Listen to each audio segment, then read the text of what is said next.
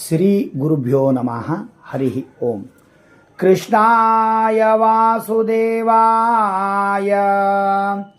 ದೇವಕೀ ನಂದನಾಯ ಚ ನಂದಗೋಪಕುಮಾರಾಯ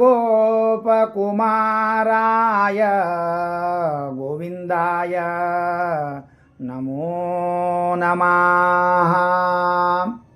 ಪರಮಗುರುಗಳಾದ ಶ್ರೀ 1008 ಶ್ರೀ ಪರಮಗುರುಗಳಾದ ಸತ್ಯಾತ್ಮತೀರ್ಥ ಶ್ರೀಪಾದಂಗಳವರ ಪಾದ ಕಮಲಗಳಲ್ಲಿ ಭಕ್ತಿಯಿಂದ ನಮಸ್ಕಾರವನ್ನು ಮಾಡ್ತಾ, ಸಾಷ್ಟಾಂಗ ಪ್ರಣಾಮವನ್ನು ಮಾಡ್ತಾ, ಭಾದ್ರಪದ ಮಾಸದ ಶುಕ್ಲ ಪಕ್ಷದ ಚೌತಿಯ ಭಾಗವತವನ್ನು ನಾವು 15 ದಿವಸ ಶ್ರವಣ ಮಾಡಬೇಕು ಅಂತ ಶಾಸ್ತ್ರ ಹೇಳುತ್ತದೆ. ಕನಿಷ್ಠ ಒಂದು ದಿನವಾದರೂ ಅಥವಾ ಒಂದು 5 ನಿಮಿಷ 1 ನಿಮಿಷ ಕೃಷ್ಣನ ಸ್ಮರಣೆಯನ್ನು ನಾವು ಮಾಡಿದರೆ ಆ ಭಗವಂತ ನಮಗೆ ಒಳ್ಳೆಯದು ಮಾಡ್ತಾ ಇದ್ದಾನೆ ಎಂಬುದನ್ನು ತಿಳ್ಕೊಂಡು ಧೈರ್ಯಂ ಸರ್ವತ್ರ ಸಾಧನಂ, ಧೈರ್ಯದಿಂದ ನಾವು ಯಾವತ್ತೂ ಕೂಡ ಸಾಧನೆಯನ್ನು ಮಾಡಿದರೆ ಅಥವಾ ಮುಂದೆ ನುಗ್ಗಿದರೆ ನಮ್ಮ ಜೀವನಕ್ಕೆ ಯಶಸ್ಸು ಎಂಬ ಸಂದೇಶವನ್ನು ತಿಳಿಸಿಕೊಟ್ಟವರು ಕೃಷ್ಣ ಪರಮಾತ್ಮ. ಒಂದು ಕಥೆಯ ಮುಖಾಂತರವಾಗಿ ಏನೆಲ್ಲ ನಾವು ಧೈರ್ಯದಿಂದ ಇರಬೇಕು, ಊರವರು ಬಂಧುಗಳು ಏನೇ ಅಂದರೂ ಕೂಡ ಆ ಅಪವಾದವನ್ನು ಪರಿಹಾರವನ್ನು ಮಾಡಿಕೊಳ್ಳಿಕ್ಕೆ ಯಾವ ರೀತಿಯಾಗಿ ಇರಬೇಕು ಎಂಬುದನ್ನು ಕೃಷ್ಣ ಪರಮಾತ್ಮ ನಮಗೆ ಒಂದು ನೀತಿಯ ಕಥೆಯ ಶ್ರೀಮದ್ ಭಾಗವತದ ದಶಮ ಸ್ಕಂದದ ಒಂದು ಕಥೆಯ ಮುಖಾಂತರವಾಗಿ ನಮಗೆ ಈ ಸಂದೇಶವನ್ನು ನೀಡುತ್ತಾ ಇದ್ದಾನೆ. ಹಿಂದೆ ಸ್ಯಮಂತಕ ಮಣಿ ಆ ರಾಜ ತನ್ನ ಸ್ವಾರ್ಥಕ್ಕಾಗಿ ಉಪಯೋಗಿಸಿಕೊಂಡಿದ್ದ.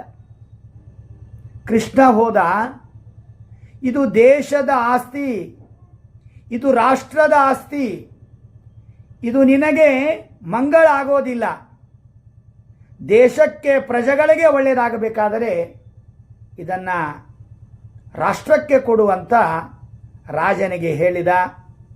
ರಾಜ ಕೃಷ್ಣ ಪರಮಾತ್ಮನ ಮಾತು ಕೇಳಲಿಲ್ಲ. ಕಾಲಕ್ರಮವಾಗಿ ಕೃಷ್ಣನಿಗೂ ಬಂತು ಅಪವಾದ. ನೋಡಿ, ನಮ್ಮ ಕೃಷ್ಣ ಪರಮಾತ್ಮನಿಗೆ ಅಪವಾದ ಬರೋದಿಲ್ಲ, ಬಂದಂತೆ ತೋರಿಸಿದ.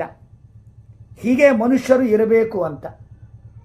ತಾನು ಗುಹೆ ಒಳಗೆ ಹೋದ, ರಾಮನಾಗಿ ದರ್ಶನ ಕೊಟ್ಟ. ಜಾಂಬುವಂತ ತನ್ನ ಮಗಳಾದ ಜಾಂಬವತಿ ಎಂಬ ಕನ್ಯಾ ಮಣಿಯನ್ನು ಕೊಟ್ಟ, ಇನ್ನೊಂದು ಸ್ಯಮಂತಕ ಮಣಿಯನ್ನು ಕೊಟ್ಟ, ಎರಡನ್ನೂ ಕೊಟ್ಟ.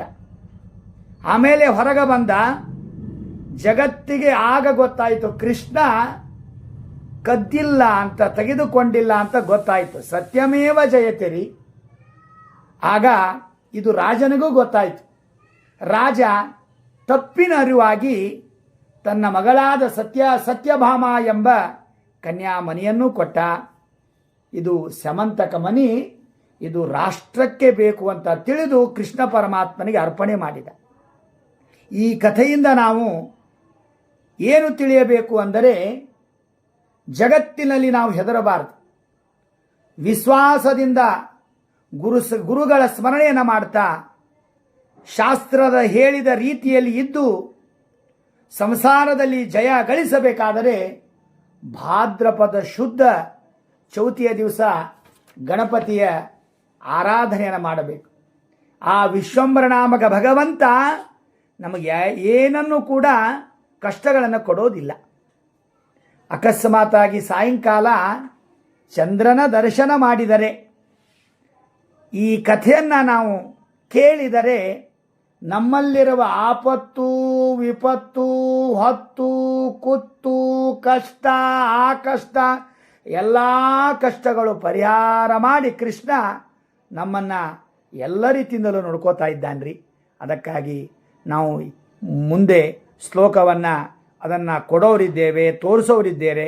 ಅದಕ್ಕಾಗಿ ಚಂದ್ರನನ್ನು ನೋಡ್ರಿ ಬಿಡ್ರಿ, ಆದರೆ ಸಾಯಂಕಾಲ ಮಾತ್ರ ಈ ಶ್ಲೋಕವನ್ನು ನೀವು ಅಂದರೆ ಅಥವಾ ಶ್ರವಣ ಮಾಡಿದರೆ ಮುಂದಿನ ವರ್ಷ ತನಕ ನಮ್ಮ ಕೃಷ್ಣ ಪರಮಾತ್ಮ ಹಿಂದೆ ಮುಂದೆ ಇದ್ದು ನಮಗೆ ಅನುಗ್ರಹವನ್ನು ಮಾಡ್ತಾನೆ.